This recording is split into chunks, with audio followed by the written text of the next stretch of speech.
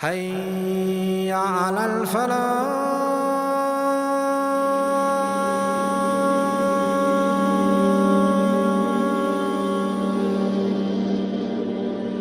He was a scholar and expert in Quran, Hadith.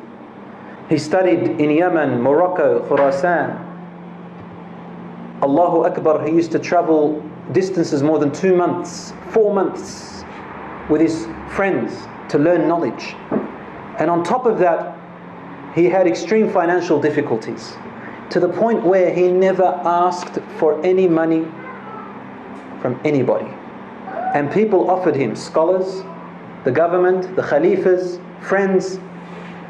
Imam Ahmad never accepted anything from anybody until he died. His uncle, he used to work for the government, and he used to write letters to the Khalifa, Harun al-Rashid.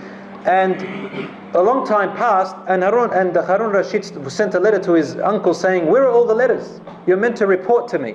He's writing reports about people, what they're doing, what they're not doing. So like spying. The uncle said, "I sent them all through Ahmad." He said, "I never received anything." So they called Ahmad along. Imagine 12, 13-year-old boy now coming before the Khalifa, and he's asking him, "Where are all the letters?" Uncle says, "I gave you them all from 5 years ago." He says, "I threw them all in the Tigris River." He said, "Why?" He said, "In it are backbiting and spying on other people, and this is haram. I refuse to do it." The uncle got a little bit upset. The Khalifa looked at him and said, "Don't." He said, "If this young boy has that much piety, how can we compare ourselves to him? He is an example to us." Khalifa Harun al-Rashid said this. Everybody envied this teenager. The perception of Imam Ahmad is that of rigidity, unfortunately. When people say Ahmad ibn Hanbal or Hanbali, it is so sad that people attach him and his school of thought to rigidity, strictness, ultra-religious. And Imam Ahmad was also one of those, like the other Imams, who was accused. Allah bears witness of greatness to Himself, that there is no God worthy of worship but Him. And He bears witness to the greatness of His creation of the angels. And He bears witness to the importance and greatness of those endued with knowledge. He was born in the year 164 Hijri, born in Baghdad, died in Baghdad. And he was born in the year when Imam Malik died. But Imam Ahmad started his knowledge at the age of 15 years. Imam Ahmad was one of those, just like Imam Shafi and Imam Malik, his inspiration and his channel into knowledge was his mother. Imam Ahmad, raised by his mother. And Imam Ahmad came from a tribe called Banu Shayban. And the mother of Imam Ahmad was extremely wise, and she spent so much on her son in knowledge and wisdom. She stayed single all her life after the death of her husband, raising and teaching her son Imam Ahmad. And Imam Ahmad loved his mother so immensely. He had a special spot in his heart. In fact, he was 21 years old. And one day he was walking with one of his friends, and he said to him, "Let's cross the Tigris River," for some reason. And he said to him, "No, my mother told me never to cross the Tigris River." Today, a 21-year-old who says, "My mum doesn't let me," imagine what happens to them. She gave up her life. You won't believe this, but Imam Ahmad, because he loved his mother so much, and he knew the sacrifice she had done for him, he did not marry so long as his mother was alive. Because he also wanted to dedicate his time and his years for his mother. For Allah first, then his mother, until she died, rahmatullah alayha, and he was at the age of 40. He married at the age of 40, subhanallah. His first wife was Aisha, Salih. She lived with him for 30 years. In these 30 years, her and I never disagreed on a single word. After she died, Imam Ahmad married another wife. Her name was Rayhan. and from her was his second son, Abdullah. Salih and Abdullah became scholars and muhaddithin. Imam Ahmad, after Rayhana, she died as well, and he lived on. He married again, and he had 2 children after the age of 74 years. He died at 77.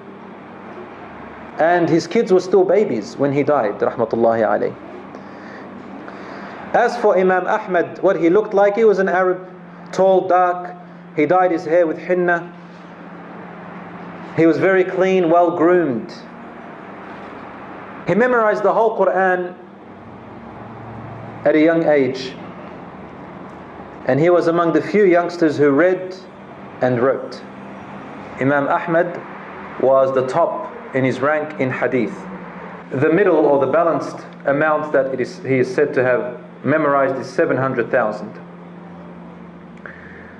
He produced these hadiths in a famous book called Kitab al-Musnad.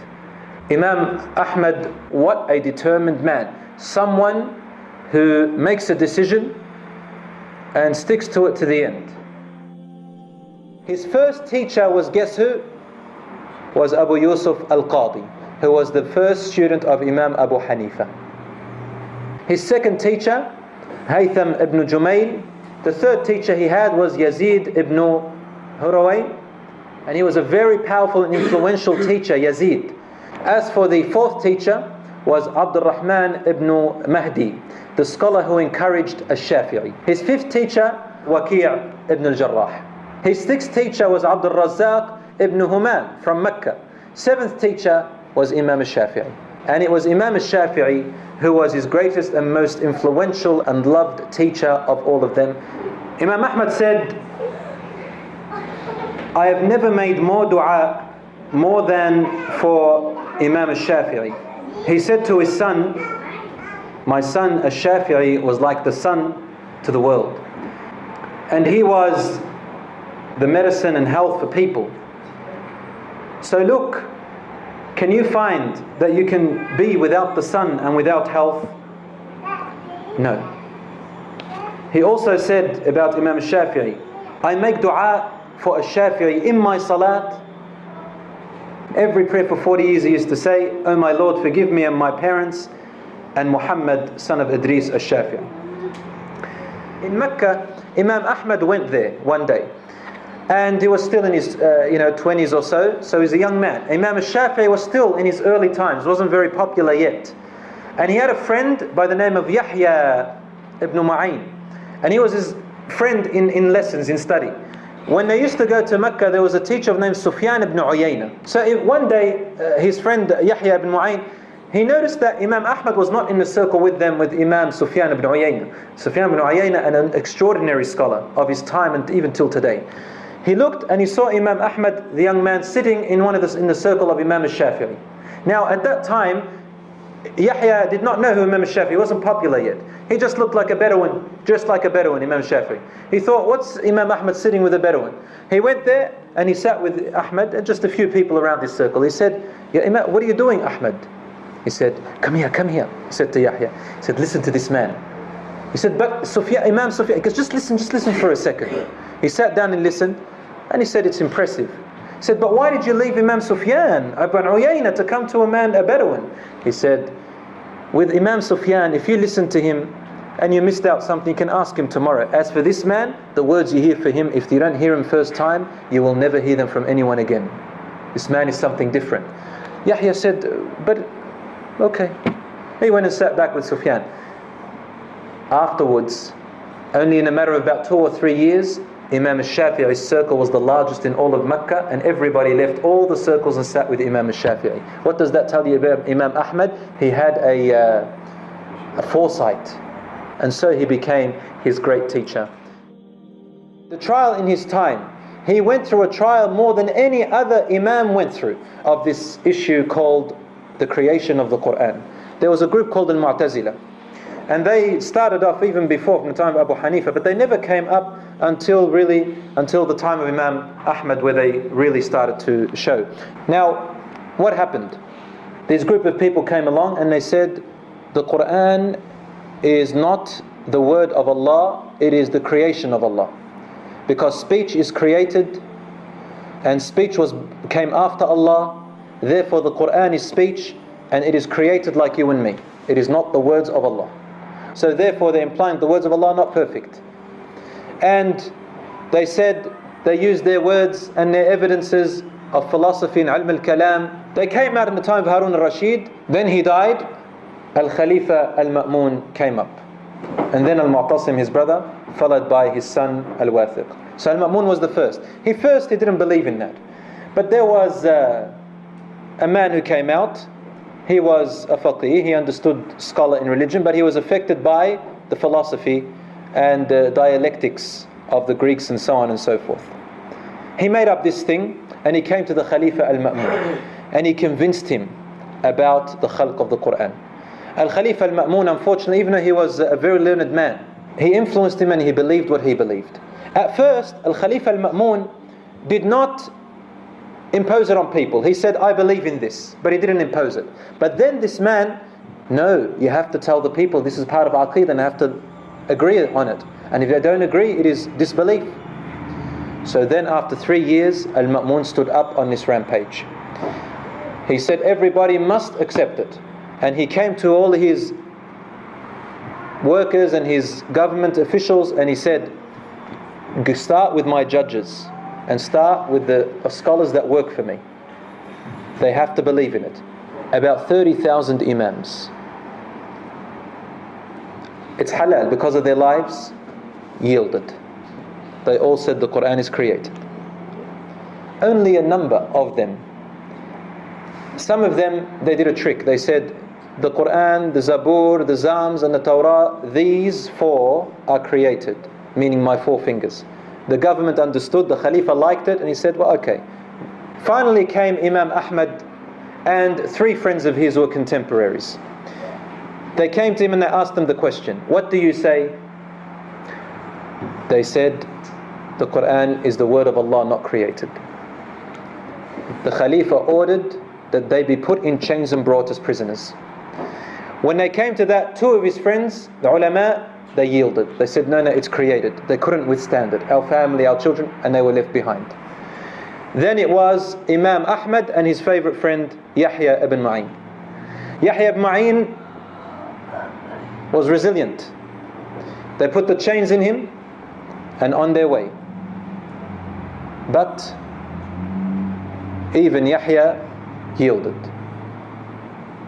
On his way, Imam Ahmad, this is now where the karamat come in. On his way, he made a dua. He said, oh Allah, do not let me meet Ma'mun. The second day, they came back and they said, you have to be returned. Why? He said, your sentence has been suspended. The Khalifa died. But before that, Al-Mu'tasim, his brother, took over. Al-Mu'tasim was not a scholar. He was a military commander. So he was tough, was ruthless, and his brother Al-Ma'mun, he loved him a lot. And Al-Ma'mun, before he died, requested him, he said, make sure that there is no alim or judge except that you make sure that he believes and says that the Quran is created. Al-Mu'tasim did not care about anything else. All he wanted is to carry out his brother's order. My brother said it, I'm going to do it, I don't care who it is. And so he carried it out again. And so Imam Ahmad was brought into chains one more time on his way. Subhanallah, it was not an alim. It was not a scholar or a shaykh or a judge who came to him to give him strength. You know who came to him? A simple Bedouin who hardly knows anything, even reading or writing. He came up to him and he said, Ya Imam, I hear that you have been summoned to say that the Quran is created. Ya Imam, stand strong. Never say these words. Imam Ahmad said, Allah, this is from Allah, a support. Allah is sending a Bedouin from the desert. Which scholar is going to do? All the scholars said, we yield. A Bedouin from the desert. And he was brought before the Khalifa in Baghdad. It was hot. It was deadly. It was Ramadan. Al-Mu'tasim was fasting. Imam Ahmad was fasting. He was put into the prison. And then he was brought out. On the first day, Al-Mu'tasim tried to yield. He said, Ya Imam, please, you are a respected person. I'll let you go. Say what they are saying. Say what your friend said, Yahya. He said, but even then, I stick to what I have to say. He was determined. Ya Imam, please, Ya Imam, please. And the Imam Ahmad said to Khalifa, he said, Ya Khalifa, Ya Amir al-Mu'mineen. So he acknowledged his imara. Said to him, give me one evidence from the Quran that the Quran is created. I cannot find any evidence. Give me evidence and I'll accept. Al-Mu'tasim couldn't find anything. Then he said, take him to the prison. He went. Second day he came out. And this time, Ahmad ibn Abi Du'ad and his scholars around there. Ahmad ibn Abi Du'ad went into a debate with him. He said, I have evidence from the Quran that the Quran is created. He said, which one? He said, Allah says, we have sent this Quran down in the Arabic language. Imam Ahmad looked at him and said, Allah did not say we have created the Quran in the Arabic language. He said, we have sent down the Quran in Arabic language. This does not mean it is created. Then they went into a debate. And the debate went on and there is no evidence. And Imam Ahmad is reciting his evidence as if he could read them before his eyes, even though he was in chains. As for Al-Mu'tasim, he's watching. He didn't care whether he's right or wrong. All he cared about was carry out the bequest of his brother. That's it. They put him back in the prison. Third day, fourth day, fifth day. Imam Mu'tasim is trying to yield. Please, I'll let you go with your family. Just say it and I'll let you go. Imam Ahmad determined, I will not say it. This is deen. It's not my religion. It's the religion of Allah. The whip was brought out. They whipped him and he would resort to dua and supplications and he would go unconscious. Doctor would say, I would have to take remnants of the ropes out of his body with knives, and sometimes I would have to cut out meat on the knives off his back. And he stood firm. He was fasting in Ramadan while being whipped and his back was seeping pus and blood, and he would not break his fast, and the people would give him water. Those who were whipping him say, drink. And he would say, Wallahi, I will not drink, I'm fasting. I wish to meet my Lord. If I die like this, I wish to meet him fasting. Man of determination, ya Ammi. This is something unbelievable. But he didn't die. Then they saw him after a few days of whipping, and this is in history. They saw him say some words. They couldn't understand it. But one of the writers says, later on, I understood what he was saying. He was saying, Oh Allah, do not let my awrah show. His pants were slipping off. All this mattered not to him except that his awrah would show. The person who's writing says, Wallahi, I saw his pants by themselves somehow make their way up, and they were tight on his body and never fell. When he entered the prison with his pain and torture, he would stay up in the night praying. Another support from Allah came to him. A man who was imprisoned for drinking alcohol, he came up to him and he said to him, Ya Imam, I have been whipped 40 lashes each time for drinking alcohol. I have now been in prison for 4 years because I drink alcohol. And I cannot resist my alcohol. And I have resisted the whipping for 4 years because of something haram, alcohol. He says, you are resisting the whipping for the sake of Allah. Do not give in. If I resisted for alcohol, you can resist it for something fillah. And Imam Ahmad said, Allahu Akbar, this is more support from Allah. No scholar, no pious person, no one. A drunk, an alcoholic, and a Bedouin from the middle of the desert who knows nothing of reading and writing except sheep and camel and goats and their feces. This is where the support came from. So he made friends with all the prison inmates. This man is subject, I'm talking about 13 or 14 years of his life imprisoned and out. One man came to him and they felt sorry for him. And he said to him, Ya Imam, just get yourself out of this. We can't bear seeing you like this. He looked at him and he said, are you a student of knowledge? He said, yes. He said, look outside the window of this small door of this prison. He looked outside and he said, what do you see? He said, I see people I cannot count in numbers. Thousands and thousands of people waiting outside. They are carrying feathers of pens and writing material that they write on. He said to them, they are students of knowledge. They are waiting for what I have to say. And for the generations to come in the future, this is what the knowledge will be. I am the last standing on this. I must stand firm. The Khalifa, Al-Mu'tasim, died. And Al-Wathiq, his son, took over. Same thing, was affected by. But this time Al-Wathiq, he looked at Imam and he saw that there was social issue. He didn't want an uprising against him. because the amounts of people who were sympathizing with Imam Ahmad were too many. So he had to stop the torture and take off his chains. For several years Imam Ahmad taught the students from behind bars, until finally one day he stood him up, and this Ahmad ibn Abi Du'ad was standing there. Al-Wathiq was sitting. Ahmad ibn Abi Du'ad, he came up to him and said, just say it, whisper it to my ear and I'll let you go. Whisper it, I have a connection with the Khalifa. No one understood this Imam. This Imam didn't care about you or you or you. He'd die in this cause. Then he said to him, Ya Ahmad, give me one evidence and I will follow you. He said, the most merciful, he taught the Quran. Imam Ahmad said, Allah did not say Ar-Rahman created the Quran. He said, Allama al-Quran. He taught the Quran. This is not evidence. Then he said to him these words. He said, Ar-Rasul sallallahu alaihi wasallam is silent about it. Abu Bakr is silent about it. Umar is silent about it. And do you think you're better than the Prophet sallallahu alaihi wasallam, Abu Bakr and Umar, to talk it? They stayed silent. Why can't you stay silent? And that's when it was the last straw. Al-Wathiq started to think with his head, the Khalifa. It says in the narration that Al-Wathiq started laughing so badly that he fell back and lifted his leg up, saying, Ya Ahmad ibn Abi Du'ad, the Prophet and Abu Bakr and Umar, they stayed silent and you had to open your big mouth. Until finally Al-Wathiq looked at it and he said, this is rubbish. Al-Wathiq died, but he didn't release him and announce it. Another Khalifa came up and he said, what is this? He released Imam Ahmad and he came to the Mu'tazila and he stopped them where they were, and the whole of the city, Al-Khalifa announced that the Mu'tazila are rejected and refused, and this Imam has shown their wrong. And then the people of the Medina, of the whole city, came from Baghdad, and the Imams and all those who whipped him and tortured him, seeking his forgiveness.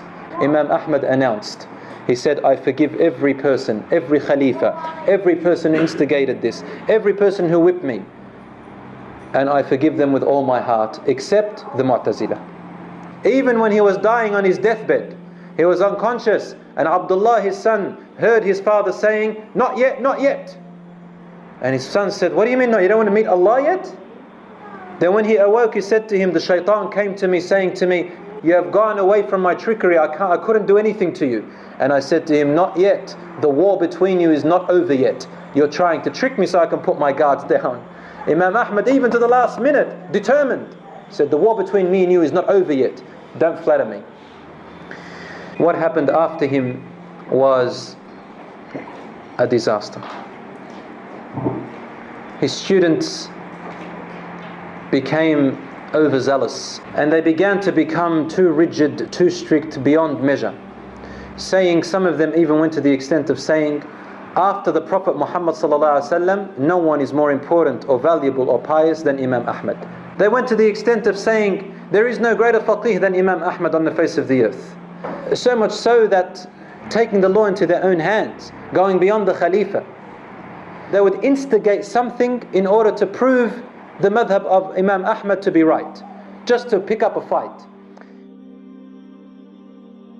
His son Salih married a wealthy woman, and he bought some expensive furniture, about 4,000 dirhams. One day a fire lit up in his house and burnt all the furniture and everything. And this was after his father's death. Imam Salih said, I am not upset because my furniture was burnt, but because I kept this garment which my father used to wear, and he gave it to me after his death. Every time I prayed, I wore it. Every time I went to the masjid, I wore it. Every time I gave a halaqah, I wore it. So he entered into his house and he saw everything burnt. He looked, and guess what? He found the garment unburnt.